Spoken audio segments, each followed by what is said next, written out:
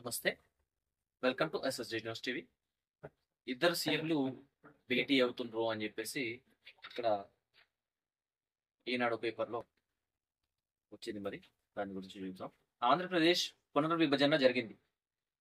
తెలంగాణ రాష్ట్రం ఏర్పడి 10 ఏళ్లు గడిచినా ఇప్పటికీ అపరిష్కృతంగా ఉన్న ఆస్తుల విభజన, బకాయిల చెల్లింపులు అంశాలపై చర్చించడానికి తెలుగు రాష్ట్రాల ముఖ్యమంత్రులు తొలిసారి భేటీ కానున్నారు.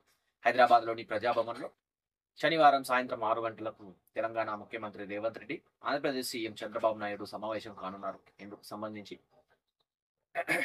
సంబంధించిన ఏర్పాట్లను రాష్ట్ర ప్రభుత్వం ఇప్పటికే పూర్తి చేసింది. ప్రధానంగా షెడ్యూల్ 9, షెడ్యూల్ 10లో ఉన్న సంస్థల విభజనపై చర్చించే అవకాశం ఉంది. షెడ్యూల్ 9లోని మొత్తం 91 సంస్థల ఆస్తుల, అప్పులు, నగదు నిల్వల పంపిణీకై కేంద్ర హోంశాఖ శిలాబిడే కమిటీ ఏర్పాటు చేసింది. వీటిలో 68 సంస్థలకు సంబంధించిన పంపిణీకి అభ్యంతరాలేమీ లేవు. మిగతా 23 సంస్థల పంపిణీకి ఇరు రాష్ట్రాల మధ్య ఏకాభిప్రాయం కుదరలేదు. 10వ షెడ్యూల్లో 142 సంస్థల్లో Telugu academy, Telugu university, Ambedkar university వంటి సంస్థల పంపిణీపై ఇంకా వివాదాలున్నాయి. విద్యుత్ సంస్థలకు సంబంధించి 2 రాష్ట్రాల మధ్య బకాయిలను చర్చించే అవకాశం ఉంది.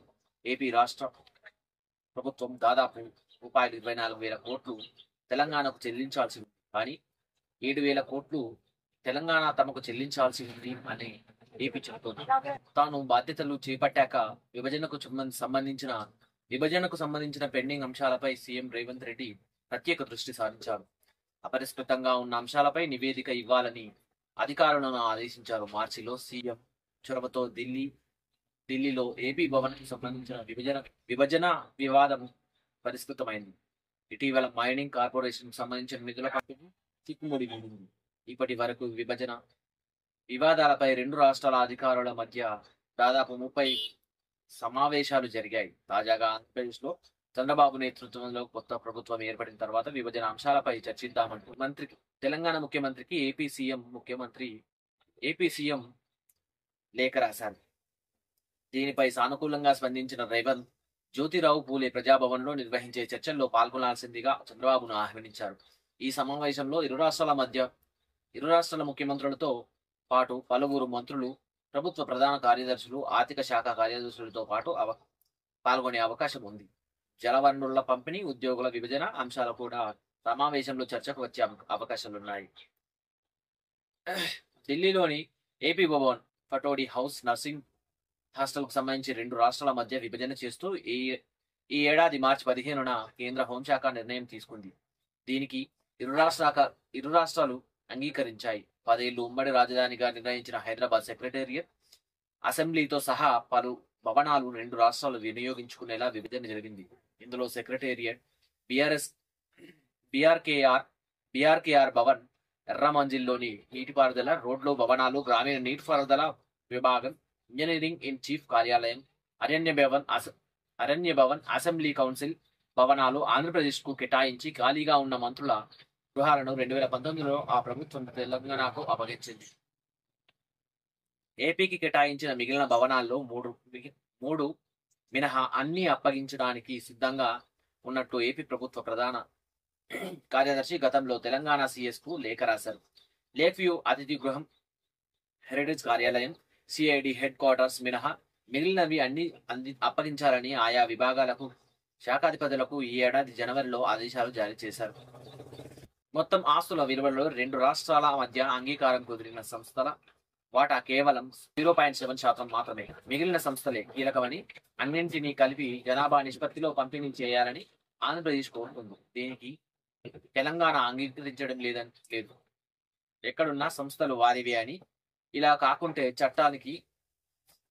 చట్టానికి మార్పు చేయాల్సి ఉంటుందని పేర్కొంది. మొదట అంగీకారం కుదిరిన సంస్థల పంపిణీపై తేల్చి మిగిలిన వాటిపై మళ్లీ చర్చిస్తే సరిపోతుంది. హోంశాఖ సూచించినట్లు తెలిసింది. 10లో 142 సంస్థలుండగా ఇందులో ఎక్కువ భాగం శిక్షణకు సంబంధించినవి. వీటి విలువ 38,000 కోట్లు అంచనా వేసినట్లు సమాచారం. ఉన్నత విద్యా మండలి ఆస్తుల పంపిణీ అంశం సుప్రీంకోర్టు తీర్పు తర్వాత కూడా అమలు కాలేదు. బిడే కమిటీ అన్ని సంస్థలకు ఒకే పద్ధతిని అనుసరించలేదని తెలంగాణ పేర్కొన్నట్లు సంబంధిత వర్గాలు చెప్తాయి. షెడ్యూల్ 9, షెడ్యూల్ 10లో పేర్కొన్న సుమారు 1,759 విలువైన మరో 12 సంస్థలు ఉన్నట్లు ఆంధ్రప్రదేశ్ పేర్కొంది. ఇందులో Hyderabad agriculture cooperative federation, house fed, Vaidya Vidhana Parishad, labour welfare board, aviation academy, direct of insurance తదితరాలున్నాయి. మొత్తం మీద 10 ఏళ్లైన పునర్విభజన చట్టంలో షెడ్యూల్ 9, 10 లో ఉన్న సంస్థల విభజన అంశం ఇప్పటి వరకు కొలిక్కి రాలేదు. శనివారం రెండు రాష్ట్రాల ముఖ్యమంత్రులు భేటీ కానున్న నేపథ్యంలో వీటిపై ఎలాంటి పురోగతి ఉంటుందో వేచి చూడాలి. 10 సంవత్సరాల కాలం గడిచిపోయింది. ఇప్పుడు గుర్తుకొచ్చినట్టున్నది మన రాష్ట్ర నాయకులకు. సరే, ఈ రాష్ట్ర నాయకుల్లో అంటే ఈ రాష్ట్ర ప్రభుత్వం అని అంటే కాంగ్రెస్ ప్రభుత్వం ఇప్పుడే వచ్చింది అనుకుంటాం. మరి ఆంధ్రప్రదేశ్ రాష్ట్రంలోనైతే విభజన తర్వాత తొలిసారి ప్రభుత్వాన్ని ఏర్పరిచింది తెలుగుదేశమే కదా. మరి అప్పుడు ఏం చేశారు? అప్పుడు ఈ ప్రశ్నలు రాలేదా? విభజనకు సంబంధించిన విభజన సమయంలో చేసుకున్న ఒప్పందాలకు అప్పుడు గుర్తుకు రాలేదా? అప్పుడు చేయలేకపోయారే, ఇప్పుడు గుర్తుకొచ్చిందా మీకు? అంటే ఇద్దరు గురు శిష్యులు కాబట్టి మీరు ఇలా అంటే మీ సమయం మీకు ఏం చేయాలో పాలుపోక ఇప్పుడు చేస్తున్నారు అన్నట్ట. రుణమాఫీ, రైతు భరోసా, రైతు బీమా పథకాల అమలు కోసం భారీగా రుణాలు సేకరణ రాష్ట్ర ప్రభుత్వం ముమ్మరంగా కసరత్తు చేస్తుంది. వచ్చే నెల 15లోగా 2 లక్షల రూపు పంట రుణమాఫీ చేస్తామని ప్రభుత్వం ఇప్పటికే ప్రకటించింది.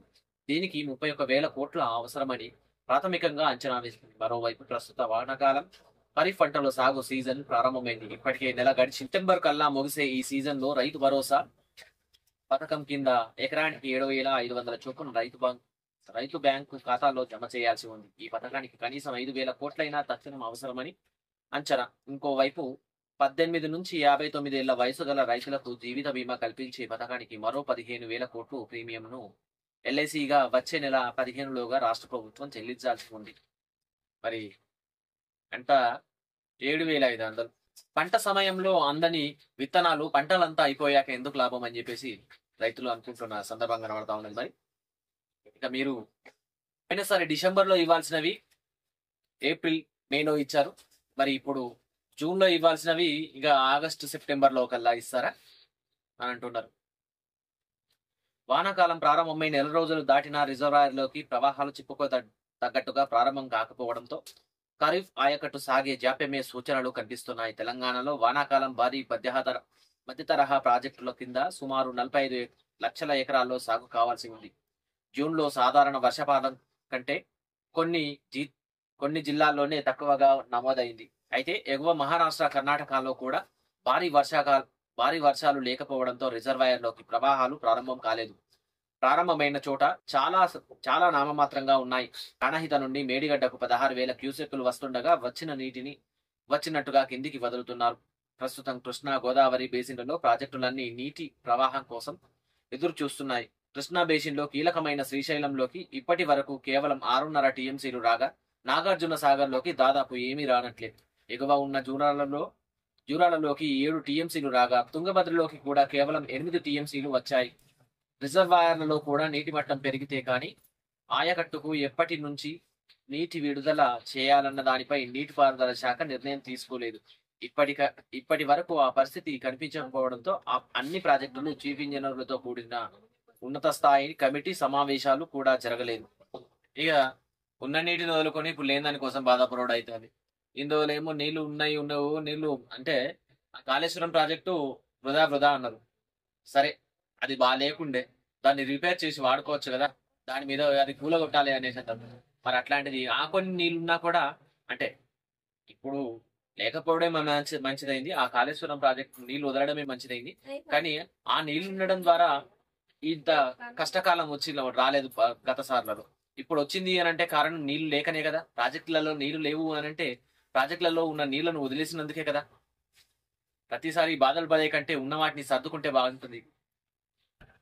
రైతు భరోసా సమావేశంలో ఉప ముఖ్యమంత్రి బట్టి, మంత్రులు పొంగులేటి, తుమ్మల శ్రీధర్ బాబు పంటలు సాగయ్యే భూముల్లో ఎన్ని ఎకరాలకు రైతు భరోసా అందించాలనే దానిపై రైతు సమావేశాలు నిర్వహించాలని రాష్ట్ర మంత్రివర్గ ఉపసంఘం స్పష్టం చేసింది. ఈ నెల 11 నుండి 16 తేదీ వరకు జిల్లా మంత్రుల ఆధ్వర్యంలో రోజుకు 3 సమావేశాల చొప్పున రైతులతో నిర్వహించాలంది.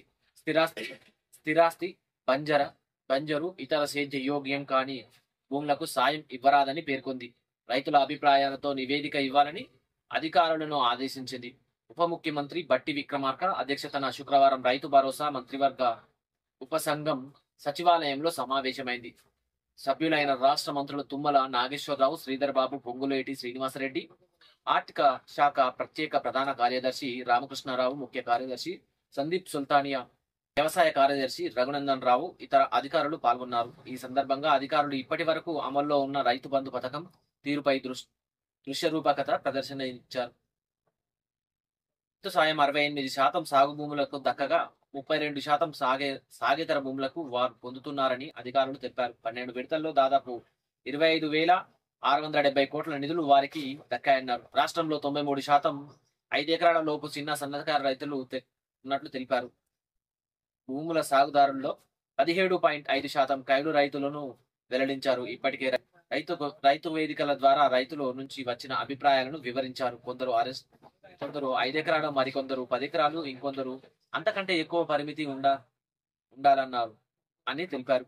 కౌలుదారులకు రైతు భరోసా వర్తింపుపై కొంత సానుకూలత, మరికొంత వ్యతిరేకత వచ్చిందన్నారు.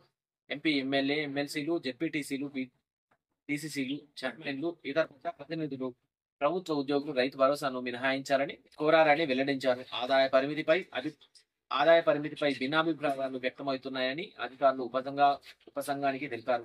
ఈ సందర్భంగా ముఖ్యమంత్రి ఇకపై సాగు భూములకే సాయం అందాలని స్పష్టం చేశారు. అందినా కూడా సమయానికి ఇవ్వండి సారు. మీరు ఏది ఇచ్చినా కూడా సమయానికి ఇవ్వండి. సమయం దాటినాక ఇస్తే ఏం లాభం లేదు. ప్రభుత్వం ఏర్పడి ఇన్ని నెలలు అవుతుంది కదా, ఇన్ని రోజులు ఏం చేశారు? కానీ అదేదో గూడు అంటే గుడ్డు పెట్టే సమయం వచ్చినాక గూడు వెతికినట్టుంది మీ సమయం పనంతా.